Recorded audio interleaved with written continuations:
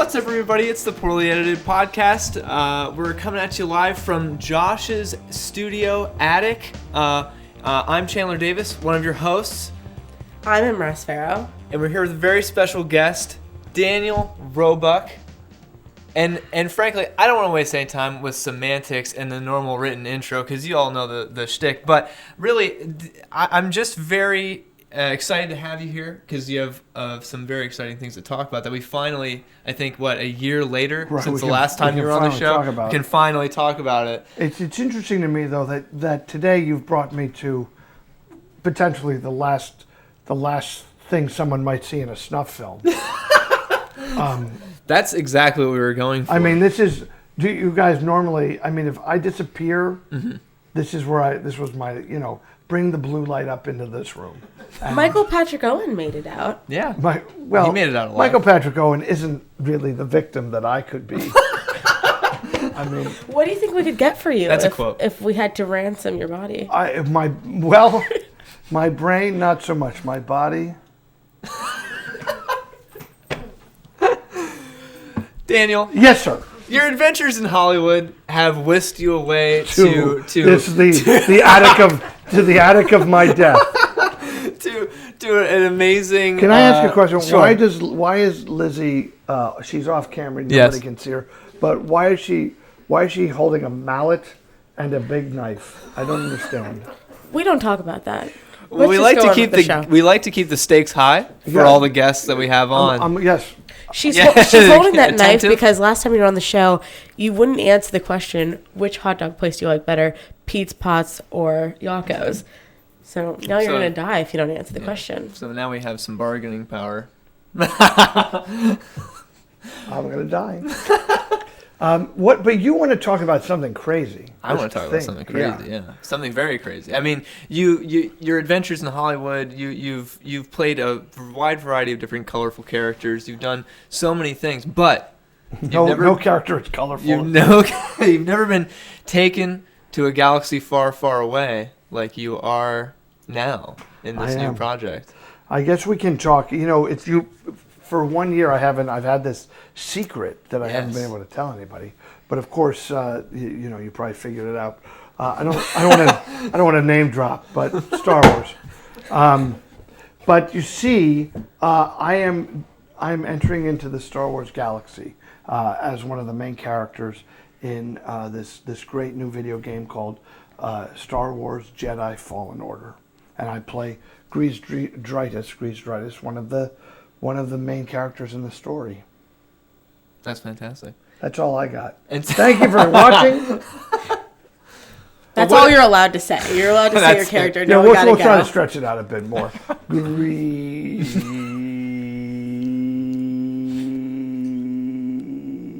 Then say lightsaber. And cut. So your character is... can you tell a little bit about your character? Yeah, so Greez is a Latero, the first one ever. Yes. Ever portrayed Brand new species in the Star Wars world. I'm 4 foot tall. I have 4 arms. So it's not too far off from me, from real life. Yeah. Yeah.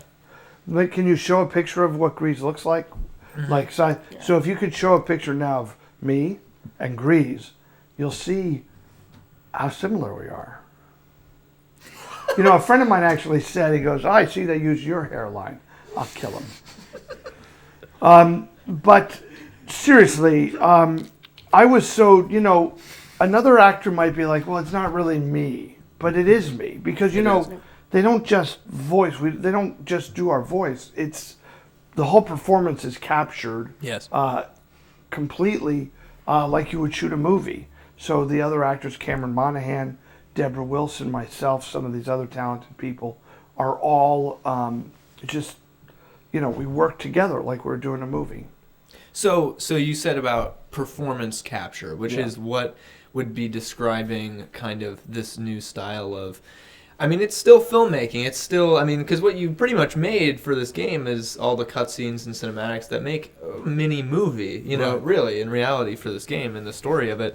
And so that's done through motion capture and the voice acting as well. And so what is, as a traditional actor on screen that you've done a lot of live action stuff, what was it like to work on something like this where and you did it a bit for LA Noire as well. Yeah, but this is more of LA Noire was a really weird.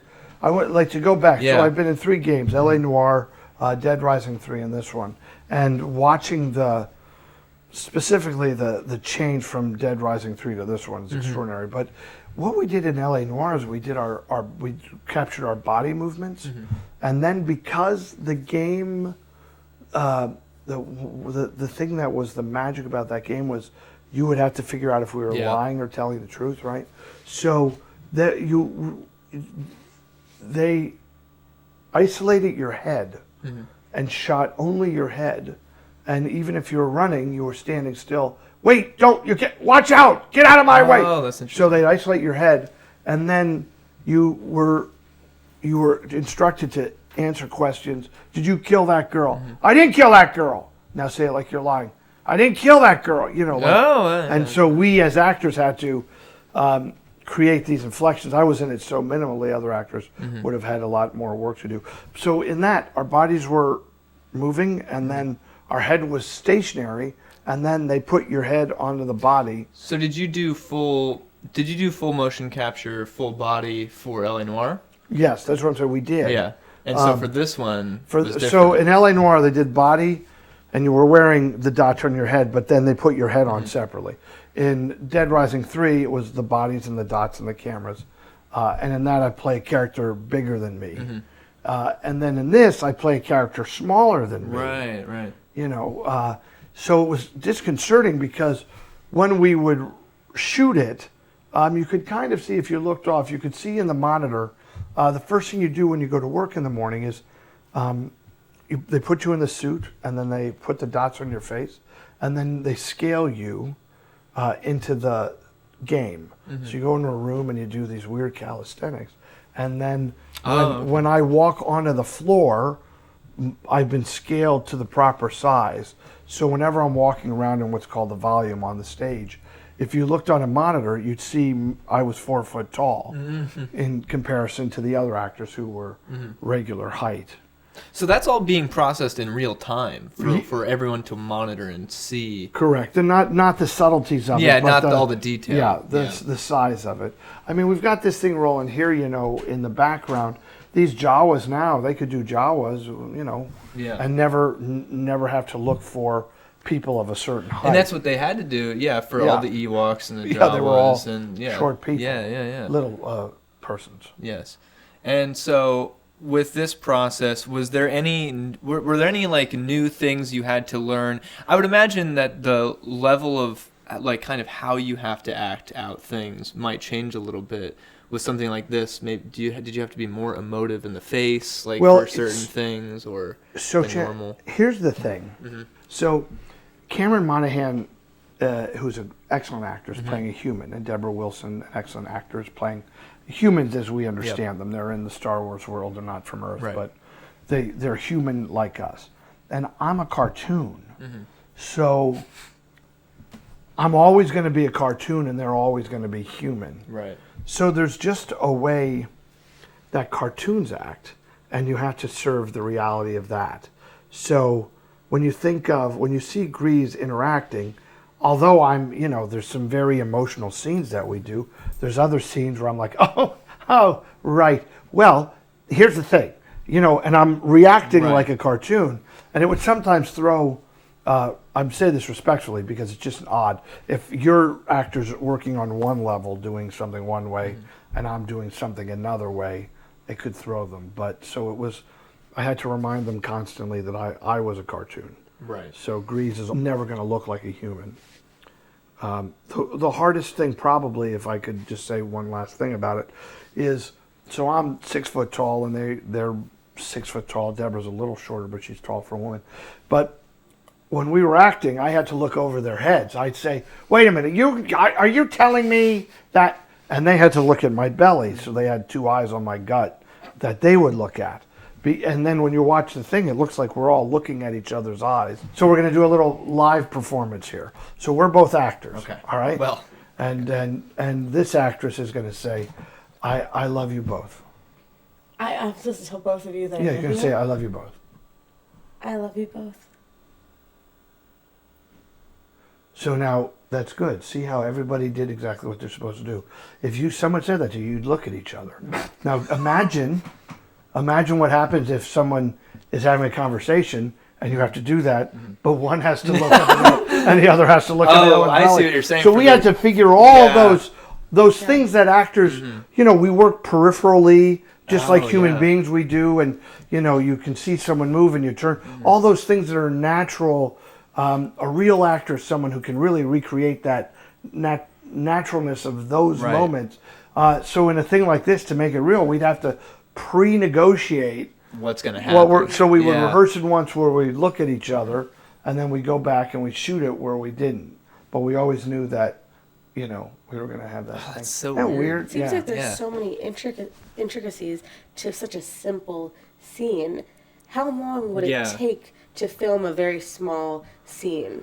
Well, here's something that's very interesting because I guess of the nature of what it is, and because it was a Lucas film limited project, so the Lucas people are on the set at all times. And in the process of making any video game, there's sometimes some ad-libbing, right? Yeah. So, we did at times ad-lib. And I can tell you, I got a couple jokes in. I haven't played the game yet, but I'm confident I joked. Even in the one thing I did see where Greez says, it's an great ship, excellent pilot, but it's not built for close support. They put that in that. But so that the scripted line was, it's a great ship, but it's not built. And I just threw in excellent pilot, because that's where the guy was I was playing. Anyway, all that had to be kind of monitored so that because there's very strict guidelines. Yeah, their canon. They take it very seriously, and I don't blame them for that. They've spent 45 years creating this world, so they're not going to let Dan Roebuck from Pennsylvania. George Lucas will be like, who cast this? By the way, that hurt. So, all that said, we'd rehearse a day before we shot the scene. So we'd rehearse all the scenes that we were going to shoot. You wouldn't do that in a real movie. Believe me, in a real movie, you're working so quickly, unless it's a very intricate, effects-laden sequence. You don't rehearse it; you just shoot it. So we'd rehearse, then we'd shoot, and the take would have to be good 100% from beginning to end. So if we were doing that scene we just did and we shot it from her angle and you and me, and you could have forgot a line, it wouldn't matter because we'll use a different take. Right. But in these, you have to be, the whole scene had to work from beginning to end. So do you think it's because of the nature of how they film it and how everything's rigged up that there can't be any picking and choosing of things going on? Yes, I think they can pick the angle, but they can't pick the performance. Oh, okay. Because all the data, now this is me guessing, but all the data is streaming together simultaneously. That makes sense. From beginning to end, so you don't have the ability to intercut because then the data would be out of sync. That's interesting. Yeah. So I was ask if that threw you off, because as an actor you're used to being able to shoot differently than you had to do on set for this. Did that throw you off at all? No. I mean, you should really be shooting. You should be able to do as an actor a 4 or 5 minute take. If we were on stage, you'd work for an hour and 20 minutes before a break and somebody drops a line or whatever. But if anybody made any mistake in the path, and even if it was the very second last line, we'd have to go back to the beginning and start again. So it keeps everyone on their toes. But these are real actors, like Cameron Monaghan. If you see him on Shameless or his work as the Joker, I mean, he's the real deal. And Deborah Wilson has been so entertaining for so long. And there's other actors too, and please don't think less of me that I don't remember all the names. Forrest Whitaker? Yeah, he was in it. He's great. So a lot of great actors. Yeah. So was it fun? You did get to work with some of them performing at the time. Was especially so. The story takes place. My portion of the story takes place on the Mantis ship. That's the ship I fly. When Cal Kestis, Cameron's character, goes onto a planet or onto explore onto an adventure, I'm accessible in the game, but I'm not with him on the adventure because it's a third person game. You're playing behind him. Yeah. So Greez would have just been in the way. Well, the guy on the ship is always a very important character. Oh, yeah. Very, very important. Oh yeah, If you don't have him to bail you out when you're in trouble, that's what he does. Sure. Yeah, like Scotty, beat me up. Exactly. Like whatever that is. I'm mixing my metaphors. But the guy flying the ship, it takes place in space, so it's a spaceship, and so you can't really get anywhere without the guy flying. Some would say you're the most important character in the game. Some would say, really, I would say it, but nobody else would probably say it. I'd say my mom would say it, but she doesn't play video games, so she's never going to see that. Well, she's not the only one that doesn't play video games, if we're being completely frank here. If we're being honest. I don't even know if by contract that's something you're allowed to say. Are you allowed?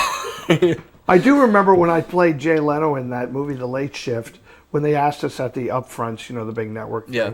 Someone said, will you watch it when it plays on HBO? And I said, I don't actually have HBO.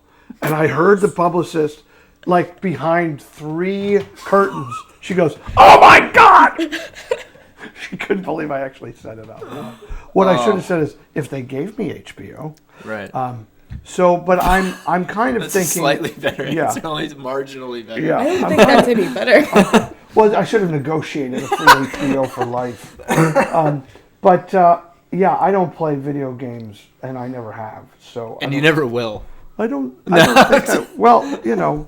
Is this the one that's gonna? There's one gauntlet that was thrown down that never existed before. Right. My ego. So right now that there's a stake. Yeah. In it now for that I can make a difference in the game. What I really like is I like being able to be the guy who's. I hope he becomes a fan favorite, not the fan favorite, but a fan favorite because everybody in the game is so serious and It does seem like he's probably going to be the brighter spot in terms of the at least the comic relief, which it seems like is going to be important in that game from what I've seen. And I think that's why he's designed to give you a break. And some of when we were capturing some of the other dialogue later in the story, it would get silly and funny, and I think the people recording it, they like that because the person who came in before me was like, the entire galaxy is at risk, and I'd be like, where's my spoon? So, I had my fun. That's awesome. For this, it's not like a movie where you could just kind of watch it through to see your performance. You kind of have to play it through to see your performance. Will you play this game? You just wait for a YouTube gameplay to go up and just all the cutscenes compilation. Hopefully someone will pull the cutscenes immediately. Somebody smarter than me. So if you do that, let us know at danielroebuck.com or Daniel Roebuck on Facebook. Look, this game is enormous. Mm-hmm.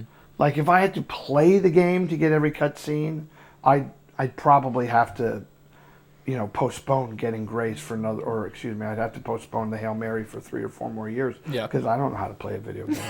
I don't want to make you feel bad because I'll be honest, I've never seen a Star Wars movie. Hold on, tell me that again. Say that again. I've never seen a Star Wars movie. Spit take 2. Okay. What's this? It's a Star Wars trilogy pack. Did you see it? Yes? Yes. So you'll never be able to say that again. So you've seen a Star Wars movie. Oh, no. But you've never horrible watched joke. It's playing right here. Yeah, there's Uncle Owen. Uncle Owen. Nice. We were so, I'm so interested in, because I remember when we were filming. I'm sorry. Everything's good. Everything's Don't panic. I remember when the one day we were filming, you mentioned that you saw Star Wars when it first came out. The original Star Wars when it first came out. At the Boyd Theater, and you remember that. So, Star Wars, were you particularly a big fan of it when you saw it? Were you into it? Yeah, I think anybody, at that age, I was 13 and a half. Mm-hmm.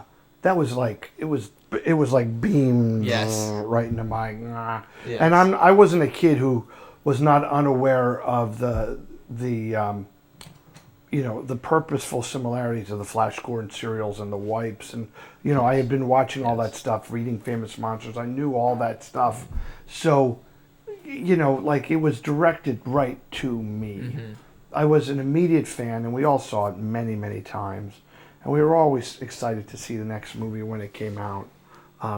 So that was an extraordinary thing that a lot of us got to share. Yeah. You guys, younger people, it's not Star Wars, it's Marvel. Right.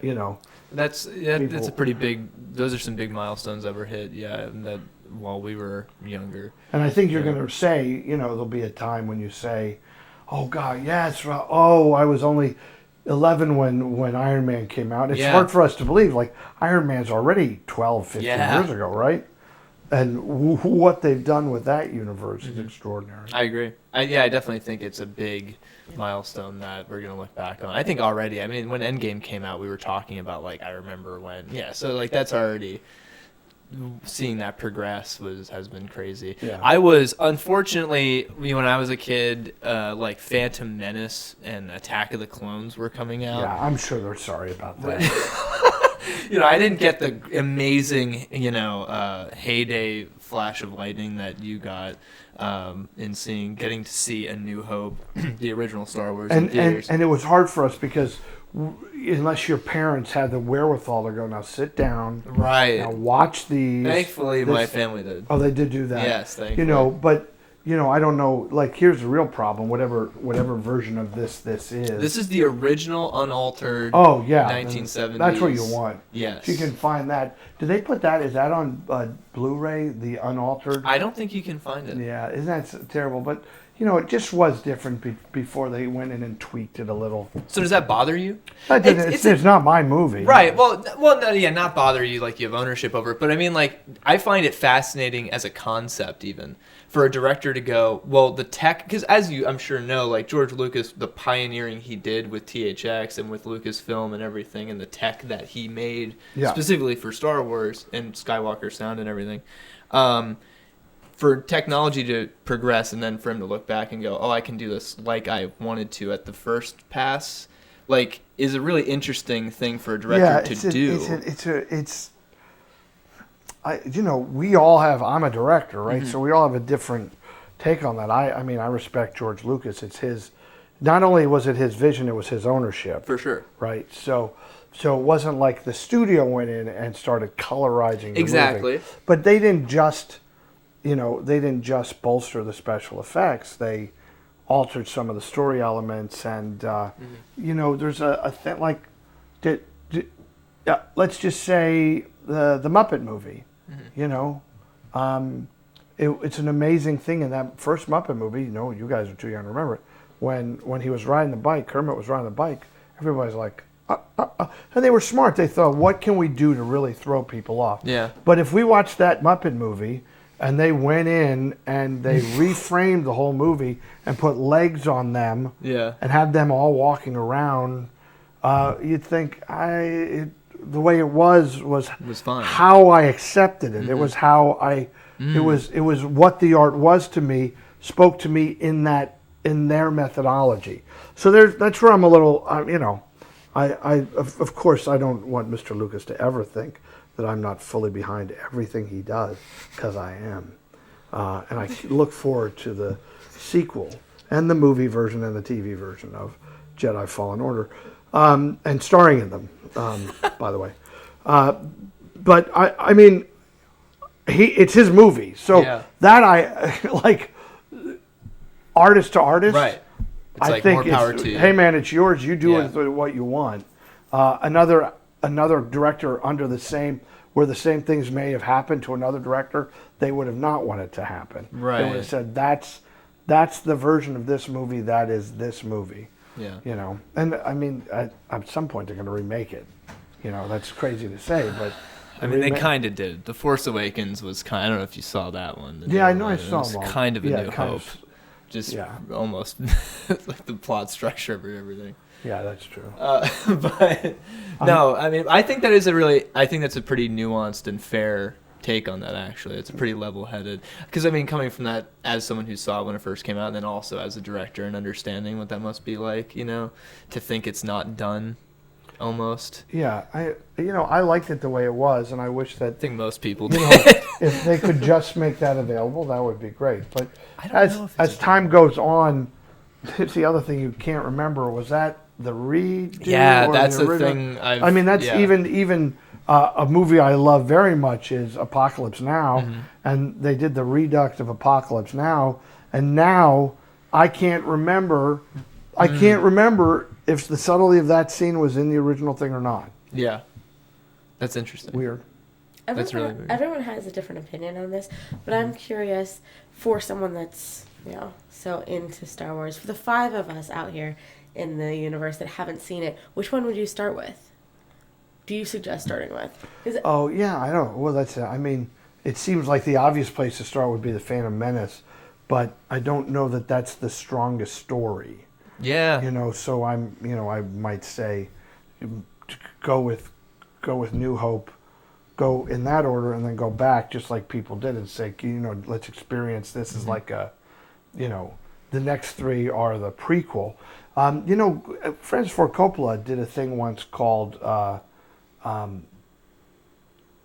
Godfather the Epic or something, where he took parts 1 and 2 and cut them in a linear chronological order, added different elements to it, and they played it on TV that way. Because at some point, I'm sure someone went, well, people they'll get confused because it's the part of 2 that precedes one, then the part of 2 that post 1, right? And then they added other scenes, and I only have it on VHS, but I have protected my VHS copy of that for 35 years. Can I borrow it? You can, yeah. No, she can borrow it. She's I'm nice. trustworthy. I'm nice. So you believe in still keeping the VHS? Yeah, I have, and I maintain a VHS player at my house. Yeah? Yeah. Because some things are only available that way. Yeah. And I'm a fan of, I mean, like this, for example. I don't know if they've ever printed it to DVDs or Blu-rays that. So it's if Tammy, you don't my have the wife, VHS. might have kept track of that information. I have not kept. Is she a bigger Star Wars fan? She's a huge Star Wars fan. I think I don't know how she figured out that she married a guy who would eventually be in Star Wars. Like she just knew. That's a hard thing if you live in Florida and you're like, what would I just love in a future husband? Star Wars character. Like, it's absurd. It's absurd. Like, she's always in her office. We have a production company there, and her office has all 3 movie posters. Oh, that's awesome. Crazy. Yeah, that's awesome. Anyway. So what was it like when you got that call that you got the part? Well, I was beyond excited. I mean, was she more excited? She was probably a little more excited. She didn't have to actually go to work and walk around, pretending to be 4 foot tall. And she was way better at keeping your secret than you were. Like, protecting that, she was vicious about that. Yeah. Did she shank you in a parking lot? You were not me. It was others. Look at these stars here. She's like, I heard you know. Yeah, she was very protective of it because she really cared. Well, it was important that we you don't want to be the leak. So what's interesting is when we auditioned, and I heard Cameron Monaghan talking about this the other day. He didn't know it was Star Wars when he went in either. So none of us were told it was Star Wars. And in the room, I was talking about you Templar Knights, and the director Tom Keegan, who we have to talk about, who directed. He's done some of the great games that everybody loves. But I worked with him before on Dead Rising 3. Mm-hmm. And in a game, there's the game director, Stig is the game director, and then there was a story director and a visual director, and then Tom was the director of the actors. So he's who we interacted with most, although everybody had a say in everything. Right. But Tom is a great director, great ear for authentic reality. Also, when you're in this weird non-authentic reality, he knows how to make it real. But he was in what a skill. What a skill. Like how do you, yeah. Yeah, because you've got to be like, that guy's got to be like, this game, this is reality. Right. Maybe the next game is Wolfenstein. That's a different reality. Good name drop. Yeah, which I just know that's one of his other games. Nailed it. But Tom's extraordinary. Anyway, in the room, there, when I went in for the audition, he said, all right, we did it. He goes, do it again, but don't say Templar Knights, just say Jedi Knights. And you're like, what did you say? And then everybody's like,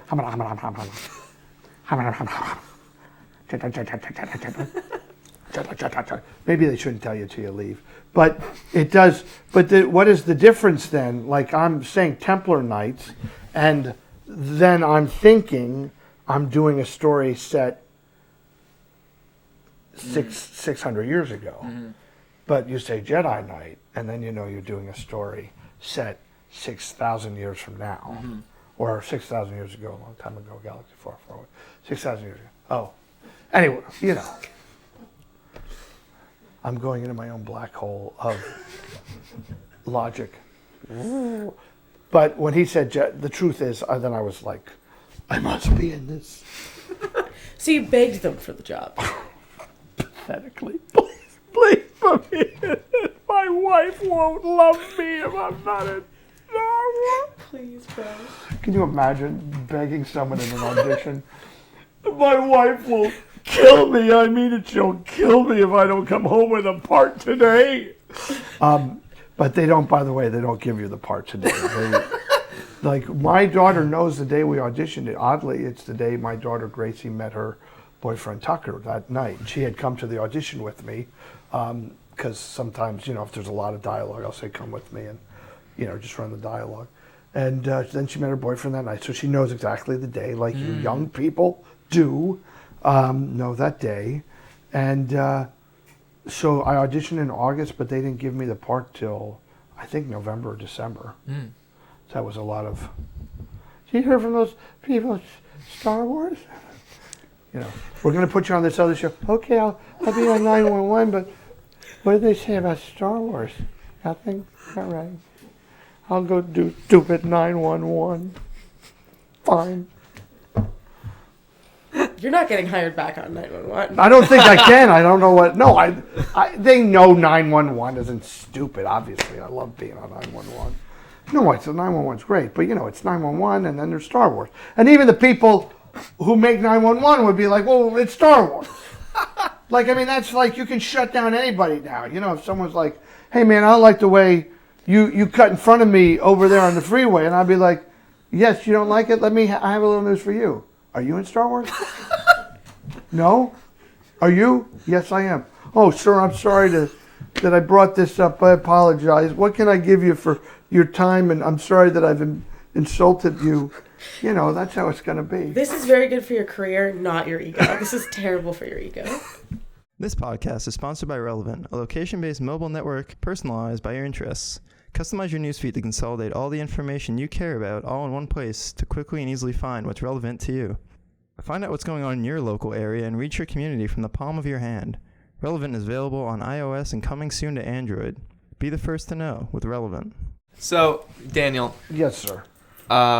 Wait, am I in trouble? Daniel? What are your plans for when this, for playing this game, for experiencing this game? Because I'm sure you have plans to play it. I think you've talked about that a little bit. I did. I at would least like in a to moderate amount. I would like to play it. My daughter made a very good suggestion. She said you should have your nephews come over, Christopher and Clint. I should have them play it. That's pretty much like ultimate cool points probably for life. And I got a brand new PS. So I'm a collector, right? So I'm on the poster, and they put the poster on the special release of the that's PS4, right? Mm-hmm. So that means I'm like, well, I should own that because it's me. And so I bought that. I'm sorry, I just have to ask, do you have a room in your house dedicated to yourself? I don't. You know, I make a lot of jokes about my ego, but the truth is, I'm not a guy who has movie posters all over the wall or anything. I've been in 100 movies. I'd have to have not enough walls. I'd have to buy 17 houses just to put movie posters on. But I don't have show pictures or anything like that. There's pictures of the characters like Dr. Shocker. These characters I play every now and again. There's a picture, but mostly my pictures in my home are paintings. I like plein air paintings of nature. And I know it's easy to make fun of me because I make fun of myself. But this is kind of like Amherst. This is kind of like Cyrano de Bergerac, where he said, I would not then dare articulate half a syllable of the beginning, for I can say these things lightly enough myself, about myself, but I allow none else to utter them. Danny just fired me. Comedy is about, comedy and drama are both about the exact same thing, surprise. That's why when someone says, it's unfortunate we're in a world where people are like, oh, God, you know, the 14 jokes you want to make, you can't make because someone will be offended. Whereas 10 years ago, nobody really cared and nobody was offended by anything. If it was funny, you know, it was funny. But like that's what really makes people laugh, is when they don't know what the next thing is going to be. Anyway. Wow. That's some knowledge, actually. Some comedy knowledge. Comedy and drama. Yeah. Yeah. You got to surprise people. Wow. Are you going to be surprising people with your career and branching out into more things? You're doing performance capture. You're doing comedy, drama. What else? Horror, well, I don't thrillers? know what else to do. I've done it all. I've really done it all. In that room that you think I have in my house dedicated to me. Allegedly. I don't know, what's next. We're going to make another movie here. We're in the Lehigh Valley. We're going to make another movie here called The Hail Mary. And if people want to know about it, they can go to a channelofpeace.org, and that is the supervising not-for-profit we're creating to make faithful family movies. So we'll be doing that. There's another, I hate to tell you, there's another secret project. Every Which time you you will come not tell on, us you have to about tease a thing, and then it's going to make us have to invite you on the show in a year from now when it materializes. You kept us in great suspense because when you came on the show last time, it was December, and you had kind of just found out about Star Wars, but you didn't tell us about it, and we had to just keep being like, and then please tell us about it. So do you think it's going to be December of 2020 that we finally No, find I out? think you would know maybe when we're on the set shooting it. I don't think... I don't know that there'll be a lot of information before that. Can you give us a hint? No. I literally cannot give you a hint. But can you tell us Yakos or Pots? Oh, Pete's. Yakos, Pete's, or Pots, of course. It's none of your business. It's Wait, just you like... can Look, We're it's striking just like, out. You can ask Danny the most personal question in the world, and he will answer, Yeah. except for that one question. Yeah, I'll be like, one time when I was in prison, and I didn't really think it was terrible, but no, I won't. Look, they didn't get that joke. Did you sign an NDA for all those hot dog companies? No, I just think I want to respect their autonomy to be beloved by all and not You feel like if by you take one. a stance, you might have too much weight in the argument that it'll sway. No, that then much. I'd have to. That would be mendacious of me. Do you have like Pots, Pete's, and Yakos posters in that room in your house? Of me. Next to the Getting Greez Just- posters. Yeah, I don't even have it. Isn't that terrible? I never got a Getting Greez actual movie poster. You should. It took you. That was a Took 9 movie years like. to make You're a in movie. control of that. Yeah, well, you're not really, unfortunately. Anyone. But yeah, I got to get a Getting Greez poster probably. That's And a really cool. Channel Peace poster, the Hail Mary poster. Yeah, I got to get it all. And of course there'll be Star Wars. Yes. There. You I have might to put put up that a on the Star wall. Wars Tammy, your wife, She'll will have it. insist that gets put on Well, the she'll wall. put it up on her wall. She probably already can have printed it out. So when they gave you that call and they said, okay, you can finally tell people, and then you called us, you called everybody, was Tammy like calling everyone? Was she calling every person on her contacts list Her friends and and family bragging and- about it? Was she calling? I don't everybody? know. I mean, that really does make it sound gross. I don't know that she was bragging, but when we could It's not finally, gross. when we could finally It's Star tell Wars. what's what, I guess we did. But I don't know. It's just still until it's we're still a week away until I'm November watching 15th? it. Yeah. Well, we're a week away while we're shooting it, but you'll show this after that. Otherwise, we can't be talking about all the things we're talking about. But we're shooting this on November 16th. Yeah, that's when we're 2019. shooting. It's my birthday Today today. is November 16th. Yeah, it's your birthday. My birthday is November 16th. I am a Scorpio. It's Scorpio season. Happy birthday. And remember that Thank you you. share a birthday with Buster Roebuck. That's right. Oh, Your yeah. son and I share a birthday. It's true. Him and I should hang out sometime. I You think should. we'd be You great share a friends. birthday and a love for me. Sure. That's fantastic. What else can I tell you? Are there any? Nothing. Do you have any interesting things that happen to you on set? Any stories? Any during this? closing? Yeah, whatever. Yeah. Little bits and idiosyncrasies. I wish that I could tell you some great stories, but the fact is, this really was mostly all business, and you're working without props, and you're working without costumes.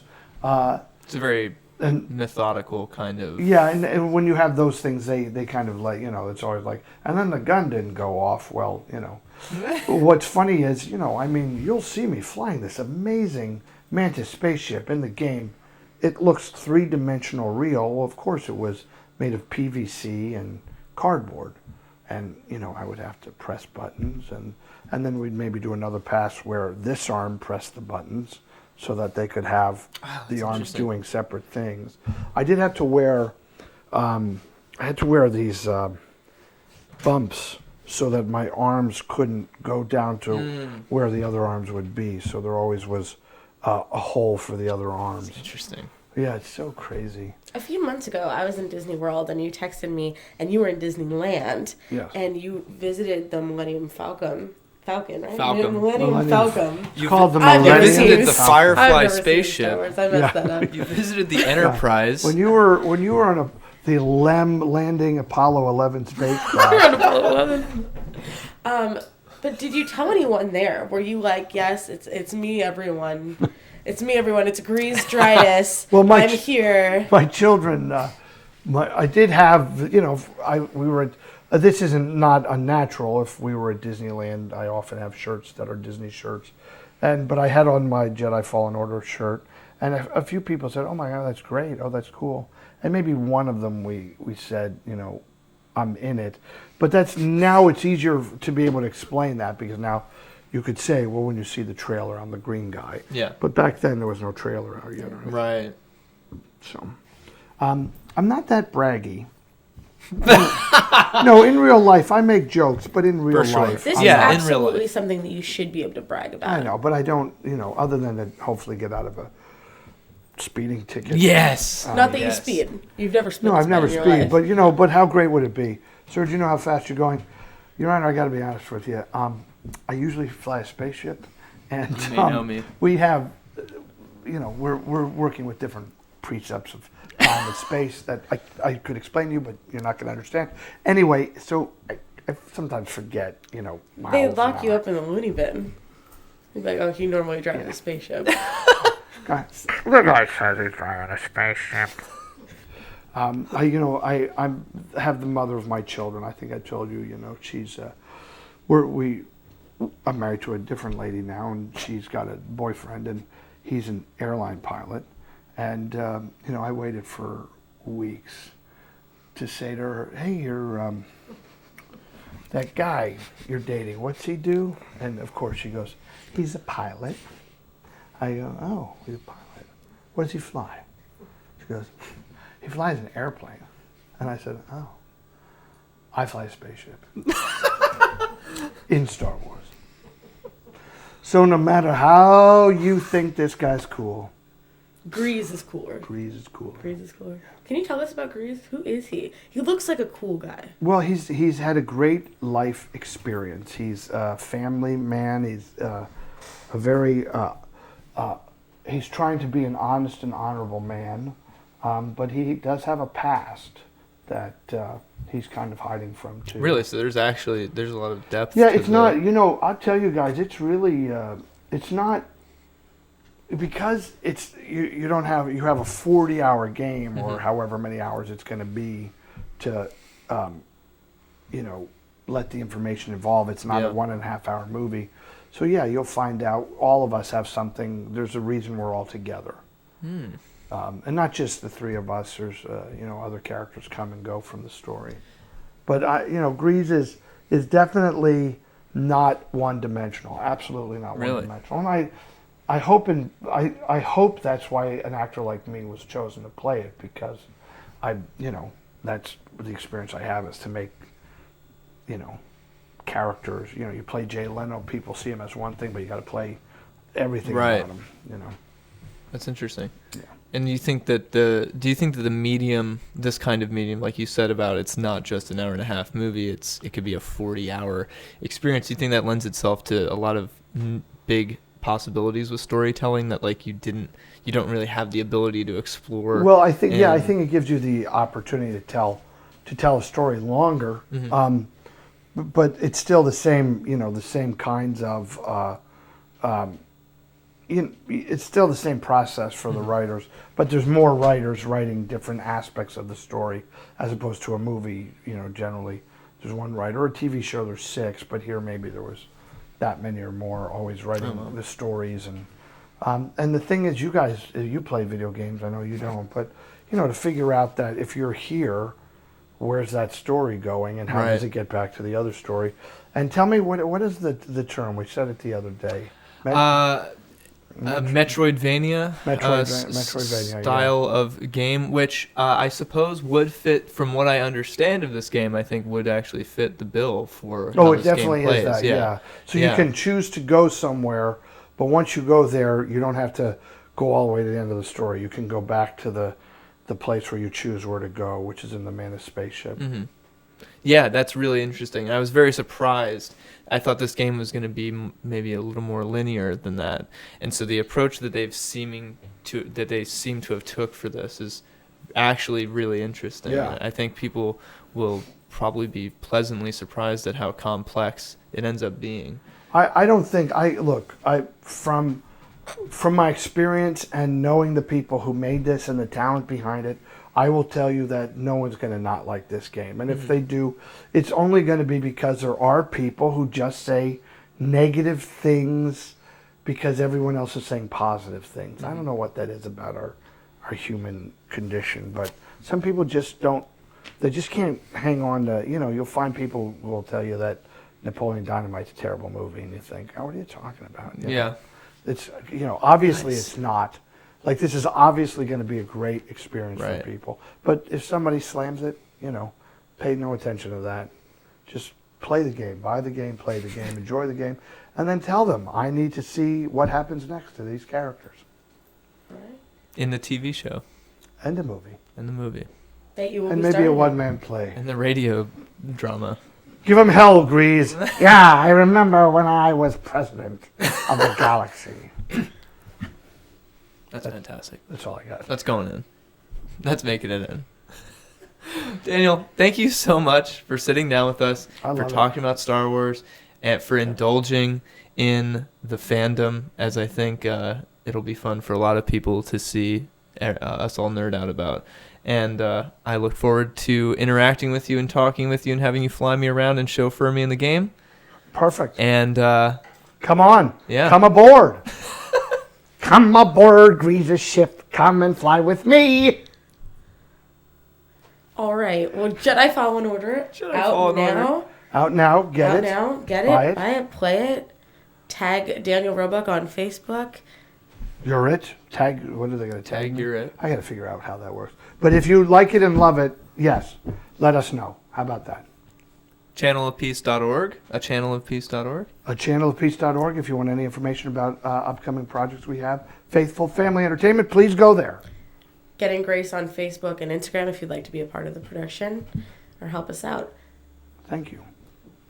Can I say one more thing? Absolutely. So we're having, by the way, a holiday sale on the GettingGraceTheMovie.com website, where people can get our movie, Getting Grace, that we made right here in the Lehigh Valley, but we made it, and it's free shipping anywhere in the country, I guess we should say. Nice. That's awesome. Yeah, That's so fantastic. now's the time to get it. Excellent. Get it while it's hot. Happy Christmas.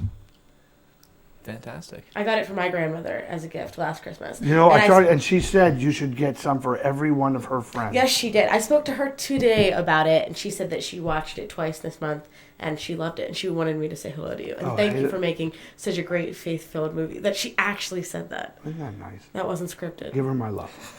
I will. I can't wait to hear what she says about Star Wars Jedi Fallen Order. I bet she's going to be a big fan of that. I don't know if she'll be playing it. I don't know if she'd be... The avid gamer. She's not the most avid gamer. Daniel, thank you so much for sitting down and talking to us. It's been a blast. Thank you all for watching and listening. We'll see you next time, yeah? Poorly Edited Podcast. All right, thank you. See you later.